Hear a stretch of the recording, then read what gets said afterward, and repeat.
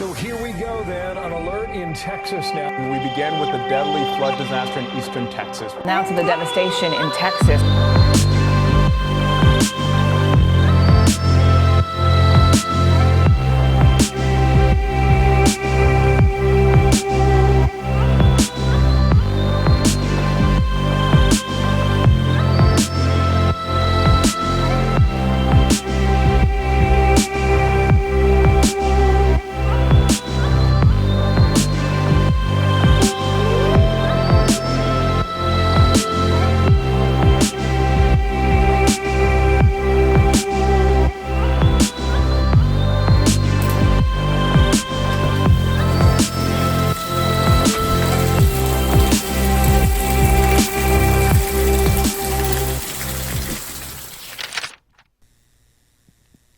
Hey guys, welcome to Busy Boy Garage.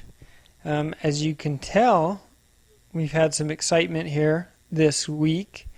Really starting about Wednesday, we started getting some heavy rains, and a lot of the surrounding communities flooded pretty severely, where it came into their homes.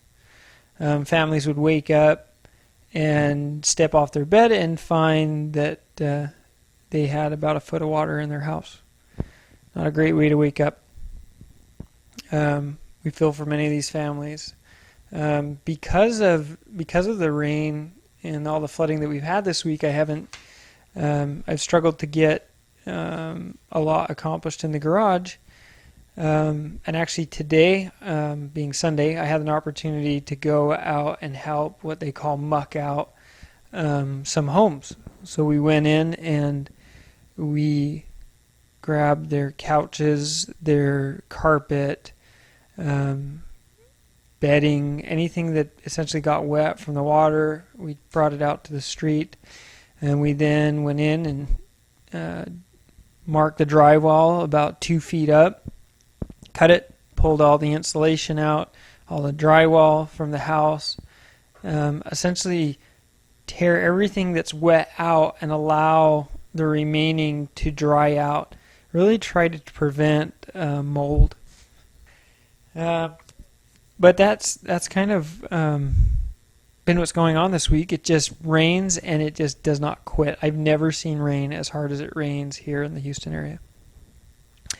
But there have been a few things that have gone on this week. I started out this week, I wanted to make a metal brake. I am working on a fan shroud for my Mustang, and I need to bend up some aluminum sheet, and so I needed a metal brake. I didn't have one, so I tried making one out of angle iron, but I went too small of gauge, and it just tends to bend. The angle iron deflects enough where I can't get a good bend on the sheet metal. So I'm going to work on that at another point, at a later point, and I'm going to video that for you guys as well, so you can see how I build that metal brake.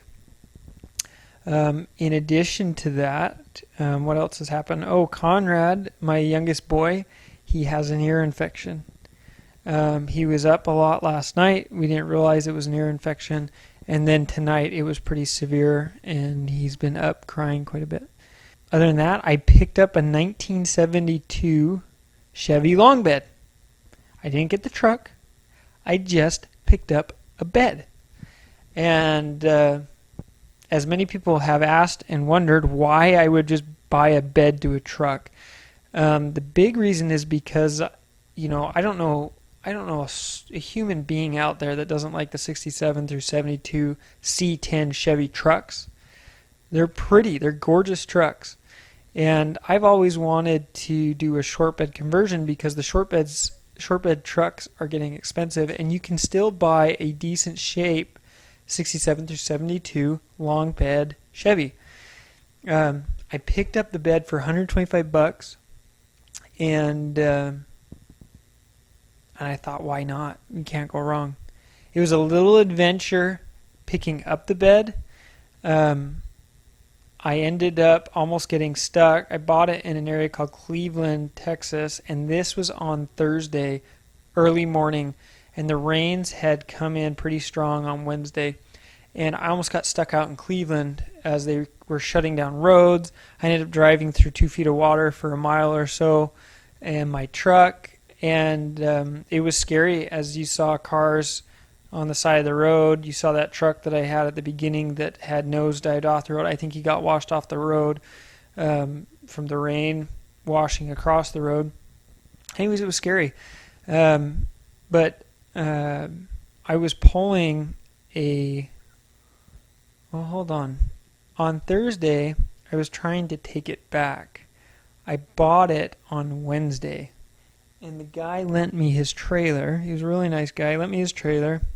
So I was trying to take it back Thursday, and I couldn't get to his house because where he lived, it was so badly flooded I couldn't make it there. Anyways, and I almost couldn't make it home.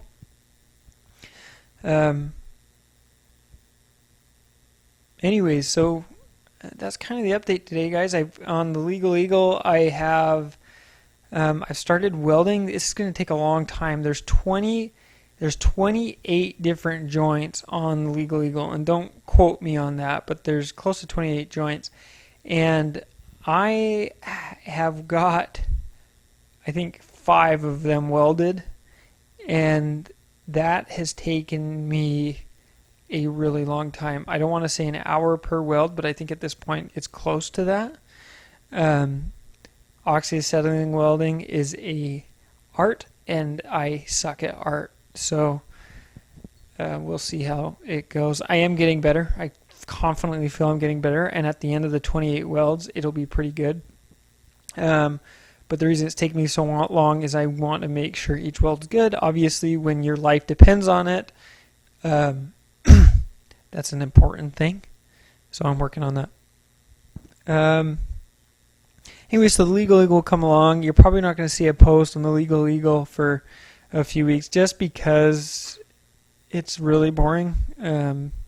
I'll give you an update, kind of show you what excuse me, it's late. I'll show you what I am doing, and we can go from there.